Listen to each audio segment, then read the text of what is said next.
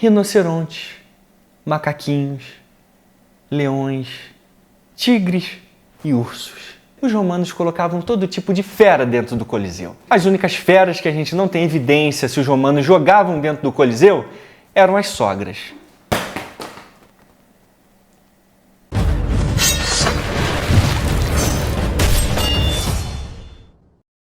Oi, meu nome é Thiago Braga, sejam muito bem-vindos ao Brasão de Armas. Deixa eu te perguntar uma coisa. Quando você tem um filme épico, incrível, tipo Gladiador 1, e aí o personagem principal morre, você precisa de uma continuação daquele filme? Não, né? Mas por que inventaram de fazer a droga da continuação de Gladiador? Ninguém pediu por uma sequência de Gladiador. Não precisava de uma sequência de Gladiador. Mas eu preciso pedir uma coisa pra vocês. É votar em mim no iBest. O que você acha? Já pensou, rapaz, a gente ganhar de novo o prêmio? Ser bicampeão como o melhor influenciador de educação do Brasil. Isso ia ser incrível demais. Mas para isso acontecer, você tem que votar. Não depende de mim, depende de você. E só de você. Essa batalha é sua, camponês. Então se liga, a gente já tá na final. É tudo ou nada agora. Então clica no link na descrição ou no comentário fixado que já vai te levar direto pro meu cartão de votação. Não leva 20 segundos. E depois você vem e continua assistindo esse vídeo lindo com aquela sensação de dever cumprido com esse seu guerreiro da história preferido aqui. E sobre a história do filme, uma coisa me deixou hypadaço quando eu vi o trailer, meu amigo. Olha essa cena aqui. O Coliseu, porque é nisso em que eles acreditam. Poder. A naumaquia, ou para quem não fala o latim cesárico tão bem quanto eu, batalhas navais feitas dentro do Coliseu de Roma, cheio d'água, onde um monte de gente brigava feio. Isso aqui, senhoras e senhores, foi o estado da arte da engenharia romana. Porque aqui a gente não está só diante do magnum opus do anfiteatro romano, que é o Coliseu, uma evolução inclusive dos teatros gregos que eram semi-fechados. É também o ápice da engenharia romana usado para encher a arena de água. Vocês não estão entendendo? É o Coliseu cheio de água. Para de ficar assistindo hentai, menino. Para atrofiar esse seu cérebro, os engenheiros romanos construíram aquedutos que levavam água dos rios próximos até o Coliseu. E aí sabe o que acontecia depois?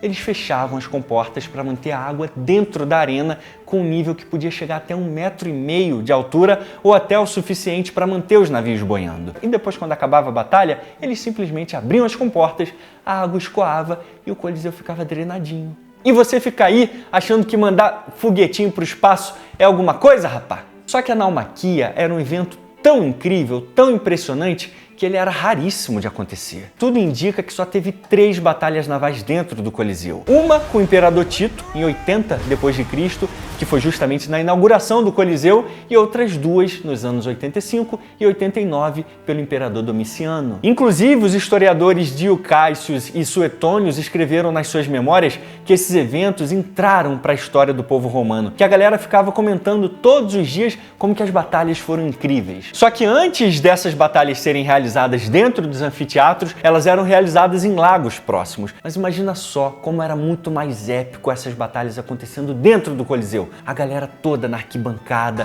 assistindo, vibrando com aquele momento incrível. Aliás, sabe o que mais rolava dentro do Coliseu? Porrada entre torcidas. Quer saber mais como que funcionavam essas batalhas? É só você assistir um vídeo exclusivo que eu fiz aqui no Brasão de Armas explicando direitinho como que funcionavam os eventos e as batalhas dentro do Coliseu. Só tem um probleminha nessa batalha naval dentro do filme. É porque o filme se passa no século III depois de Cristo. E a última naumaquia registrada no Coliseu aconteceu só 100 anos antes. Mas esse é só um pequeno detalhe diante da cena épica que a gente presencia, senhoras e senhores.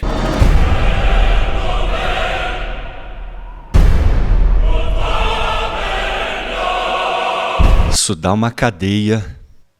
Olha esses panos aqui no topo do Coliseu. Isso aqui, galera, era chamado de velárium e servia para proteger o público do sol. A galera mais pobre ficava lá em cima do Coliseu, não conseguia enxergar praticamente nada nas batalhas lá embaixo. Mas pelo menos não ficava com a careca fritando naquele sol infernal. Então assim, essa cena aqui é uma cena linda de se ver. E falando em pano, você ainda tá usando esses panos de algodão esquisito aí, rapá? Cadê a sua insider, menino? Aí depois você fica reclamando porque não arruma uma namoradinha. E você que curte um estilo legal que nem eu, mas também é louco por conforto, a sua hora chegou. E você não precisa nem esperar a Black Friday não, porque novembro inteiro é o mês da Black Insider. É só você usar o meu código para ganhar 15% de desconto e você pode somar ainda com todos os descontos do site, que pode chegar a incríveis 40% de desconto. Insider Tecnologia, cor e qualidade pura. E falando em cor, tem uma coisa nesse cenário que me incomodou muito. Cadê as cores de Roma? A gente está falando de Roma, galera. A capital do Império Romano. Tudo de bom e do melhor passava por aqui. E cadê a droga das cores? É tudo cinza,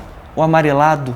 Minhas estátuas estão pintadas. Não tem nada pintado. As estátuas tinham até a íris pintadinha. Só para você ter noção do que era a cor para Roma. Então ficou feio isso aqui. Pode ser que a proposta dos desenvolvedores é que conectasse o público com a Roma atual para não ficar muito diferente. Mas ficou feio, ficou esquisito, porque a gente está em 2024 e a gente sabe que tudo em Roma era pintado. Era pintura para todo lado. Então tinha que ter pintura aqui também. E falando em Coliseu, existiam anfiteatros por todo o Império. Norte da África, que é exatamente o que a gente vê no filme, inclusive, e muitos jogos aconteciam por lá também. E um dos mais famosos antes do Coliseu era justamente o Anfiteatro de Pompeia, que eu tive o prazer de visitar pessoalmente. É um lugar épico e tenebroso justamente pelo passado que ele teve. Toda a cidade e o próprio Coliseu de Pompeia foi completamente destruído com a erupção do Monte Vesúvio. Mas é incrível a gente imaginar que em todo o Império Romano esses jogos aconteciam nesses anfiteatros que eram espetaculares. Agora, além da batalha naval dentro do Coliseu, teve uma outra cena que mexeu com a imaginação da galera no filme. Olha esse rinoceronte aqui,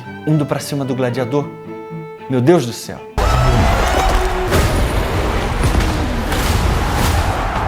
Se Ridley Scott pudesse colocar um dinossauro dentro do Coliseu, ele colocava, meus amigos. Aposto que isso aí tem dedo de Zack Snyder, hein? Mas então, na inauguração do Coliseu, rolou um rinoceronte mesmo, que teria lutado com outros animais, tipo touro, tigre, urso, mas contra seres humanos? Vai botar um rinoceronte para lutar contra seres humanos? Os romanos eram doidos, mas nem tanto. E ainda colocaram um maluco cavalgando o rinoceronte lá que a boas em pé. Acabou o respeito com os rinocerontes. E o cara ainda fica girando um mangual. Se nem na Idade Média a gente tem certeza se o mangual era usado em batalhas, imagina no Império Romano. O mangual era uma ferramenta de agricultura. Imagina esse negócio no campo de batalha, girando, enrolando no próprio cara. Isso é uma bagunça isso. O filme mostra chimpanzés dentro do Coliseu também, e eles existiram, inclusive em batalhas assim, entre animais e contra gladiadores também. Não chimpanzés com Satanás no corpo, mas existiram. Esse espetáculo, galera, com animais dentro do Coliseu tinha nome. Venatio, que quer dizer caçada. A gente não sabe exatamente quem eram as pessoas que participavam, mas muitos historiadores dizem que provavelmente eram caçadores profissionais e não gladiadores, o que faz todo sentido, porque se eram animais, o espetáculo seria muito mais bem feito, muito mais interessante para o público se fossem com especialistas na caça. Agora, tem uma outra observação importante aqui em relação a essas lutas gladiatoriais. Não era gladiador morrendo para todo lado não, cabeça voando, dedo caído no chão, tripas esparramadas. Primeiro, porque os romanos não eram vampiros que gostavam de ver sangue jorrando para todo lado não. Romanos gostavam de esportes violentos como a maior parte das pessoas hoje gostam. Mas uma coisa é você assistir uma violência de um MMA. Outra coisa é você ver tripas e cabeças espalhadas pelo octógono. Então os romanos tinham um limite em relação à violência, assim como a gente também tem hoje. E o segundo motivo, galera, é que gladiadores eram caros para um caramba. Os comerciantes tinham que comprar, treinar, alimentar e investir nos caras. Então eles não queriam que eles saíssem todos arrebentados e muito menos mortos. Inclusive, esse artigo aqui do professor M.J. Carter, chamado Combate Gladiatorial, as regras de participação, mostra exatamente isso, como que havia regras nas lutas. E embora pudessem ser perigosas e fatais às vezes, as competições eram realizadas por profissionais caros e supervisionados por juízes, e que os próprios gladiadores respeitavam a vida um do outro. Então não era essa matança indiscriminada, como a gente costuma ver e imaginar que acontecia lá dentro do Coliseu, não. As lutas tinham regras e a vida do gladiador era respeitada. Outro detalhe que eles acertaram muito bem no filme foi justamente as roupas, as armas e as armaduras. Aqui a gente pode ver Pedro Pascal, a.k.a. nunca existiu na Roma Antiga, usando uma musculata romana, que era um estilo de armadura típica dos gregos, inclusive, e que os romanos incorporaram depois. Uma outra armadura que a gente também vê no filme é essa ali no tórax, que era feita com camadas de linho que eram muito mais leves, protegia muito menos, mas dava muito mais agilidade no campo de batalha. Então a gente vê como que os gregos influenciaram grandemente toda a arte da guerra romana. E vamos lembrar que esses dois tipos de armadura eram armaduras bem caras, e no Império Romano só pessoas nobres, generais, eram capazes de comprar esse tipo de armadura. E é claro, no filme a gente também vê as típicas armaduras dos legionários romanos. E falando em armadura, me dá um nervoso quando eu vejo soldados romanos em filmes no meio de uma batalha sangrenta, sem capacete, andando, normal. Flecha voando, espadada rolando, pedrada no meio da cara. O que poderia acontecer? Perder a vida? Mas numa batalha, o cara nunca tirava o capacete desse jeito aqui. O que me incomoda demais, olha esses negócios batendo na bochecha dos caras.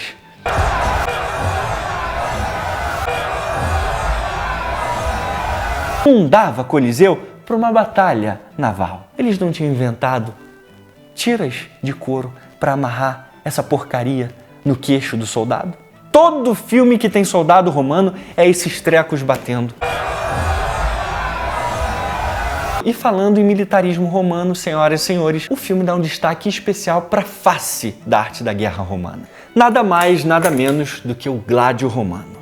Esse gládio aqui, galera, é um gládio típico desse período do filme, que foi muito usado principalmente no início do Império Romano. Esse gládio aqui é conhecido como gládio mens, que você pode reparar que ele tinha essas linhas mais angulares aqui, ele começava mais aberto e depois ia afunilando na cintura, e aqui na ponta ele tinha essa ponta muito mais angulada, muito mais agressiva do que, por exemplo, se a gente comparar com o gládio de Pompeia, que tinha a ponta menos fina e um pouco mais quadrada. E aí, obviamente, tinha dois gumes e tinha essa espinha central que reforçava muito mais a estocada. E vamos lembrar que o gládio era usado junto com o escudo romano, o scutum.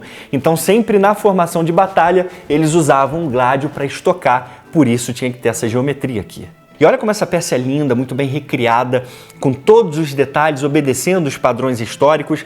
Essa gládio aqui, por exemplo, tem cerca de 70 centímetros, 50 centímetros só de lâmina, nessa madeira linda, como vocês podem ver aqui. Então todos os detalhes históricos aqui foram respeitados. E eu deixei aqui na descrição do vídeo o perfil do Rômulo Bride, que foi quem fez essa peça aqui, fantástica. É o maior especialista em gládio do Brasil e eu recomendo demais que vocês conheçam o trabalho dele. Então parabéns pro Rômulo por ter reconstruído essa peça aqui, que deu ainda mais vida para o nosso vídeo. Então aqui, senhoras e senhores, a gente está diante do símbolo de mais prestígio e honra do militarismo romano. E ainda falando sobre armas, o filme mostra, por exemplo, Lúcio usando uma besta, que a gente geralmente pensa que é um tipo de arma mais comum da Idade Média, mas era usado também no Império Romano. Porque quando a gente pensa em Império Romano e a gente pensa em besta, a gente pensa nessa arma aqui, que era uma besta gigante usada principalmente para cercos, para limpar as muralhas. Exatamente como a gente viu sendo usado no primeiro filme. Então, pelo menos desde o século I, a gente já tem registros de romanos usando esse tipo de besta. Exatamente como a gente pode ver nessa iconografia aqui, mostrando dois exemplos de bestas compactas.